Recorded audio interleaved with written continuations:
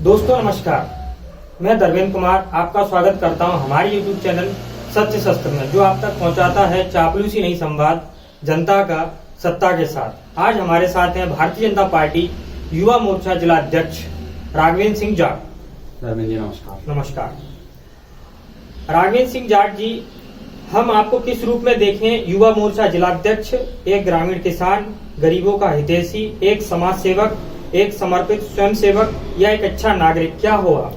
देखिए, सर्वप्रथम तो इस जिले में सबसे लास्ट छोर पर मेरा गांव है, तो निश्चित तौर पर मैं किसान का बेटा हूं।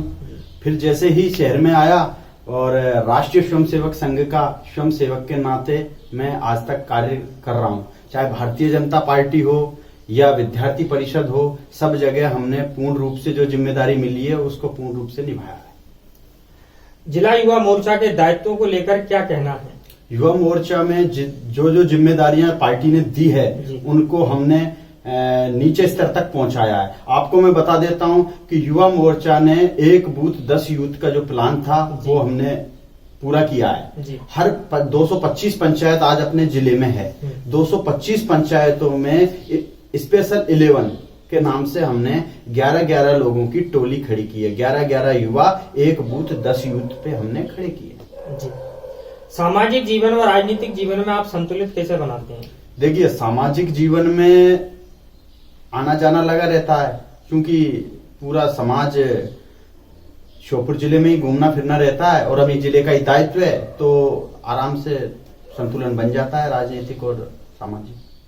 श्योपुर के जो जाट हैं वो उन्नत खेती के लिए प्रसिद्ध हैं, वहीं नशे के लिए भी, इसके बारे में आप क्या कहेंगे? देखिए, आपने पार्टिकुलर एक समाज की बात करी है, क्योंकि हम तो राष्ट्रव्यापी पार्टी के कार्यकर्ता हैं, तो हर समाज मेरा समाज है। लेकिन आपने जाटों की पूछा है तो मैं आपको बता देता हूं, जाट आज भी सक्षम है खेती में, पहले भी सक्षम थे, आगे भी रहेंगे। रही नशे की बात, तो एक पार्टिकुलर जाट समाज नशा नहीं कर रहा है। नहीं, प्रत्येक समाज, आप आज यहाँ देख लीजिए, सबसे शिक्षित समाज और सबसे संपन्न समाज हम वैश्य समाज को कहते हैं। आपको पता होगा यहाँ सबसे बड़ा नशे का कारोबारी किस समाज से है, लेकिन हम समाज को नहीं बीच में लेंगे, क्योंकि जिस समाज में भी इस प्रकार के अपवाद हैं और अपवाद स्वरूप जहां जहां नशा घुस चुका है, चाहे गांव हो, चाहे शहर हो या किसी भी जगह हो, वो कहीं ना कहीं किसी माँ का जवान बेटा उसके हाथ की लाठी बनना चाहिए, माँ की हाथ की लाठी बनना चाहिए। वो आज नशा कर रहा है, उस माँ पर क्या गुजर रही होगी, उस बाप पर क्या गुजर रही होगी। जिस बहन को उसको पढ़ाना चाहिए, उसके अभी वो न पढ़ाई नहीं करवा रहा है, तो बहन भी अपनी पढ़ाई छोड़ रही है। उस कई नशे के आदि लोगों ने, अच्छे अच्छे घरों के लोगों ने घर को बर्बाद कर दिया है। तो ये एक समाज नहीं, पूरे मानव समाज के लिए भी एक कलंक है जो नशा कर रहे हैं और जो नशे को फैला रहे हैं। और नशा फैलाने वाले लोगों की संख्या भी यहाँ लगातार बढ़ रही है। ये भी एक प्लानिंग के तहत नशा फैलाया जा रहा है। ग्रामीण लोग झांसे में आ जाते हैं कि इसको ये करो, तुम्हें कुछ पैसों का लालच देकर, रहते ही अपवाद स्वरूप। पार्टिकुलर जाट समाज बहुत अच्छा समाज है। और किसी भी आप समाज को ले लीजिए, अपने यहाँ 36 बिरादरी रहती है, सब समाज बहुत अच्छे हैं। श्योपुर तो ये मान के चलिए आप, सबसे शांत जिले में श्योपुर की गिनती होती है। श्योपुर एक शांति का टापू भी, शांति का टापू है। लेकिन अब ये प्लानिंग के तहत, ये आप इसको षड्यंत्र मान सकते हो, षड्यंत्र के तहत यहाँ के युवाओं को भटकाया जा रहा है। और इस प्रकार से कई जिंदगियां आपने और हमने तो देखी है, पिछले 5 साल का आप आंकड़ा उठा के देख लीजिए, कितने नौजवान यहाँ नशे से मर चुके हैं, चाहे वो किसी भी समाज के हों। सही। तो नशे के खिलाफ कभी आपने कोई पहल की है? नशे के खिलाफ हमने कई बार पहल की है और यहाँ शासन प्रशासन स्तर पे भी कई प्रकार से दबाव बनाया। सामाजिक संस्थाओं के साथ मिलकर भी नशे के खिलाफ हमने लड़ाई लड़ी है और आगे भी लड़ते रहेंगे। जब बच्चा स्कूल में होता है तब उसे नीति निदेशक में ये पढ़ाया जाता है कि नशे से युवाओं को दूर रखना राज्य का कर्तव्य है। फिर बीजेपी ने अनलॉक की शुरुआत शराब बिक्री से क्यों की? नहीं, ये आपकी बात सही है। चूंकि शराब बिक्री भी एक ये राजस्व बढ़ाने का वो है कारण। भारत सरकार, भारत में आज कई राज्यों की सरकारों ने सबसे पहले ये काम किया है, जो काम ये नहीं करना चाहिए था। लेकिन अब उनने कैसे किया है इसमें मैं ज्यादा जवाब नहीं दे पाऊंगा। 2014 में जब बीजेपी आई तब केंद्र के द्वारा कहा गया था कि युवाओं को रोजगार के अवसर उपलब्ध कराए जाएंगे, क्या हुआ इसमें? देखिए, आपको मैं बता देता हूँ, रोजगार के उपलब्ध साधन जितने मोदी जी की सरकार ने उपलब्ध करवाए, आज तक किसी भी सरकार ने इतना बड़ा काम नहीं किया है। आपको मैं बता देता हूँ, 13 करोड़ लोगों को जी मुद्रा योजना के तहत लोन दिया है, 26 लाख करोड़ का लोन दिया है। तो ये रोजगार ही मिला है उनको। हाँ, ठीक है। और ये ऑथेंटिक आंकड़े मैं भारतीय जनता पार्टी के नहीं बता रहा हूं, ये ऑथेंटिक आंकड़े भारत सरकार के हैं।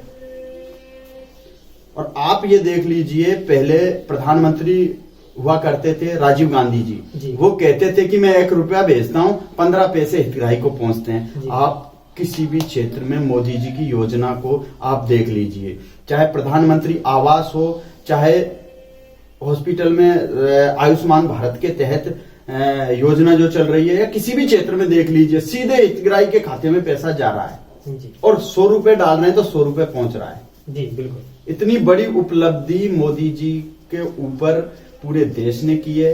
विदेशों में भी धाक जो मोदी जी की है वो इसी वजह से है। कथनी और करनी में कोई अंतर नहीं है। चाहे आप धारा 370 देख लीजिए, 35A देख लीजिए, या राम मंदिर का मुद्दा देख लीजिए। आपको ये मैं बता देता हूं कि जिन पर कृपा राम की हुई उन पर कृपा करे सब कोई। तो पूरा देश आज कई एजेंसियों ने, अंतर्राष्ट्रीय और राष्ट्रीय स्तर की एजेंसियों ने जो सर्वे किया है, तो मोदी जी की सरकार से 75% लोग आज भी खुश हैं। और मेरा दूसरा प्रश्न ये है कि भारतीय जनसंख्या के अनुपात में क्या रोजगार पर्याप्त है?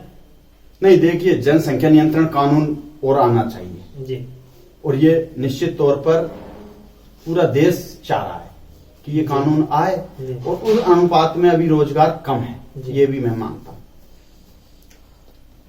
आज श्योपुर का आप युवा मोर्चा के जिलाध्यक्ष हैं, और श्योपुर के युवाओं के बारे में आप क्या सोचते हैं? श्योपुर के युवाओं के अंदर प्रतिभा है, प्रतिभा कूट कूट कर भरी हुई है। चाहे आप खेल की गतिविधियों को आप ले लीजिए, यहाँ के खिलाड़ी राज्य स्तर पे भी खेले हैं और राष्ट्रीय स्तर पे भी खेले हैं। अभी मेरी कुछ दिनों पहले ही माननीय लोकप्रिय सांसद और केंद्रीय कृषि मंत्री नरेंद्र सिंह जी से चर्चा हुई है। मैंने कहा, यहाँ के जो नौजवान युवा हैं वो हर प्रकार की गतिविधियों में अच्छे से अपनी भूमिका निभा रहे हैं। चूंकि ट्राइबल जिला है, उनके कार्य क्षेत्र में आता, संसदीय क्षेत्र में उनको साधन उपलब्ध करवाए जाएं तो वो प्रदेश में भी नाम रोशन करेंगे, देश में भी नाम रोशन करेंगे। और मैं डंके की चोट पर ये बात कहता हूं कि निश्चित तौर पर अंतर्राष्ट्रीय स्तर पर भी श्योपुर के युवा नाम रोशन करेंगे जिले का। आज का युवा पाश्चात्य संस्कृति से प्रभावित होकर अपनी जीवन शैली में जो परिवर्तन ला रहा है, क्या आप उससे सहमत हैं? देखिए, पाश्चात्य संस्कृति का प्रभाव निश्चित तौर पर युवाओं में है, लेकिन अब धीरे धीरे सामाजिक गतिविधियों में युवा जिले का जुड़ने लगा है। निश्चित तौर पर हम तो यही विनती करेंगे बाबा महाकाल से कि युवाओं को सद्बुद्धि दे। नशे का कारोबार जिले में तेजी से फैल रहा है, वो नशे का कारोबार बंद हो और युवा एक अच्छी दिशा में आत्मनिर्भर बनकर राष्ट्र को भी आत्मनिर्भर बनाए। युवाओं में प्रेम का चलन प्राचीन काल से है, क्या लव जिहाद पर बने कानून से प्रेम की निगरानी की जा सकती है? देखिए, लव जिहाद का कानून निश्चित तौर पर जो आया है वो एक राष्ट्रवादी सरकार ही ला सकती है और सरकार नहीं लाएगी।